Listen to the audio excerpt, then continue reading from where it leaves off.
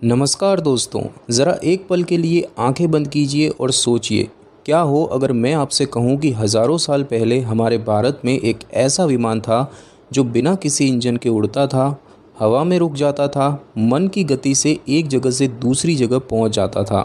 ना कोई टेक्नोलॉजी, ना कोई फ्यूल, फिर भी उड़ने वाला विमान। नहीं, ये किसी हॉलीवुड साइंस फिक्शन फिल्म की बात नहीं हो रही। ये बात हो रही है रामायण के पुष्पक विमान की। लेकिन सवाल ये उठता है कि क्या वाकई में पुष्पक विमान सच में था या ये सिर्फ एक कल्पना है। और अगर सच था तो विज्ञान इसके बारे में क्या कहता है। आज हम इतिहास, विज्ञान और पुराण, इन तीनों की नज़रों से इस रहस्य से पर्दा उठाएंगे। तो दोस्तों, जब हम पुष्पक विमान की बात करते हैं तो इसका सबसे पहला और प्रसिद्ध जिक्र हमें मिलता है वाल्मीकि रामायण में। इस ग्रंथ के अनुसार ये एक दिव्य विमान था जिसे सबसे पहले कुबेर के पास बताया गया है, जो धन और यक्षों के देवता माने जाते हैं। बाद में रावण ने इस विमान को जीत लिया और लंका ले आया। और यही नहीं, जब प्रभु श्री राम ने रावण पर विजय प्राप्त की तो राम, सीता और लक्ष्मण इसी पुष्पक विमान से अयोध्या वापस लौटे थे। वाल्मीकि रामायण में इसका वर्णन बहुत सुंदर ढंग से किया गया है, जहाँ कहा गया है कि ये विमान मन की इच्छा से उड़ सकता था, कहीं भी जा सकता था और हवा में बिना रुके विचरण कर सकता था। हालांकि ये बात ध्यान देने योग्य है कि रामायण एक महाकाव्य है जिसमें दिव्य घटनाओं और प्रतीकों का बहुतायत से उपयोग हुआ है। इसीलिए इसे एक ऐतिहासिक दस्तावेज नहीं बल्कि धार्मिक और सांस्कृतिक ग्रंथ के रूप में देखा जाता है।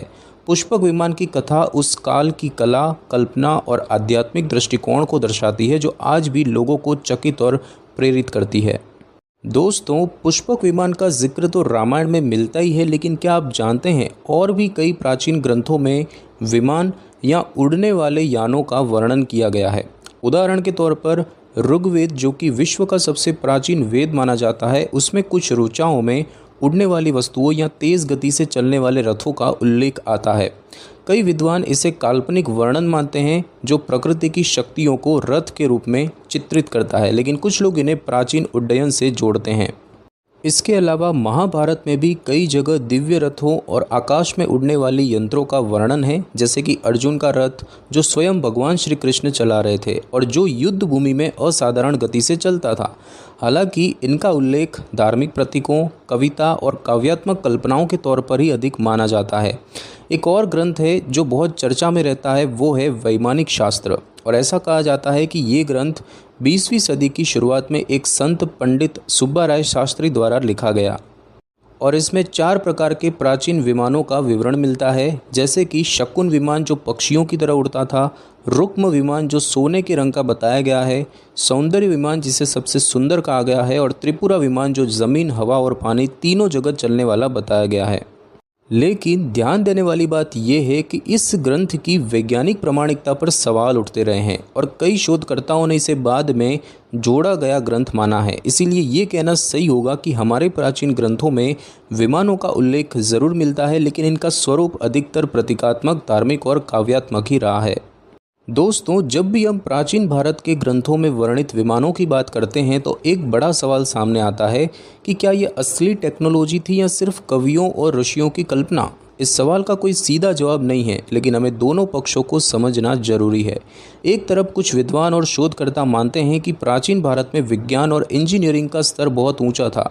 वो कहते हैं कि शायद हमारे पूर्वजों के पास ऐसी कुछ तकनीकें थी जिनका दस्तावेजी प्रमाण आज हमारे पास नहीं बचा।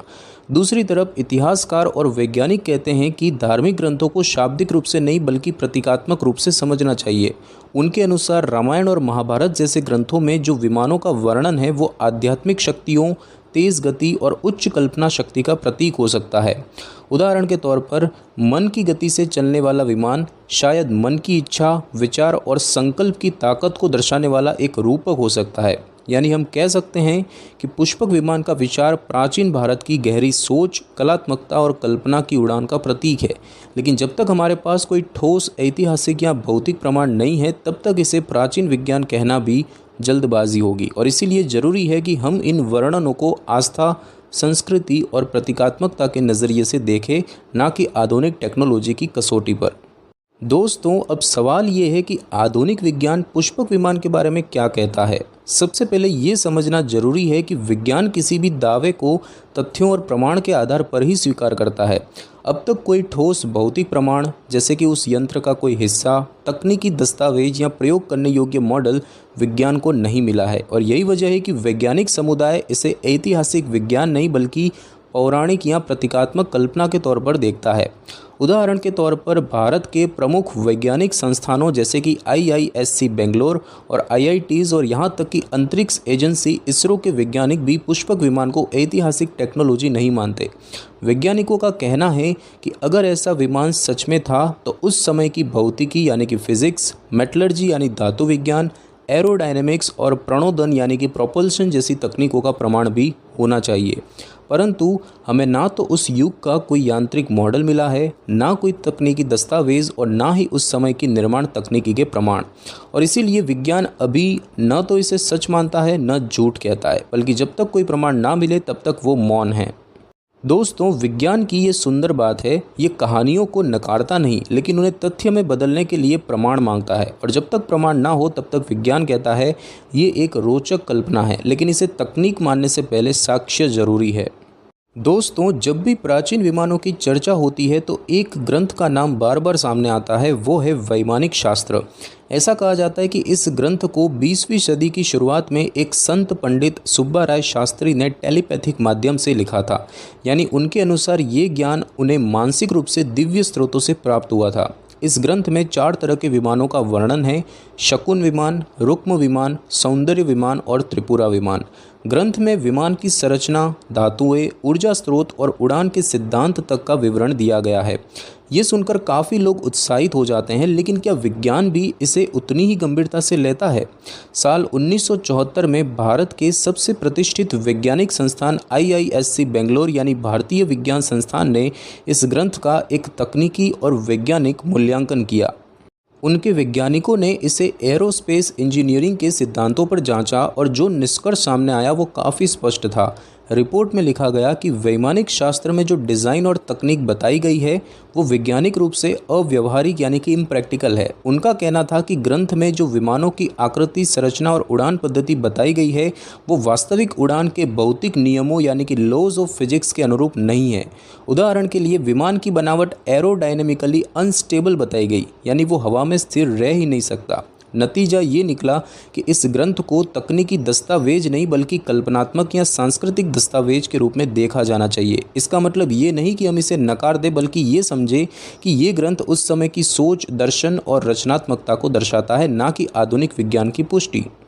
दोस्तों, जब भी हम प्राचीन सभ्यताओं की उन्नत कहानियाँ सुनते हैं, जैसे कि उड़ने वाले विमान, दिव्य अस्त्र या असाधारण शक्तियाँ, तो एक और थ्योरी सामने आती है जिसे कहा जाता है एंशियंट एलियन थ्योरी यानी कि प्राचीन एलियन सिद्धांत।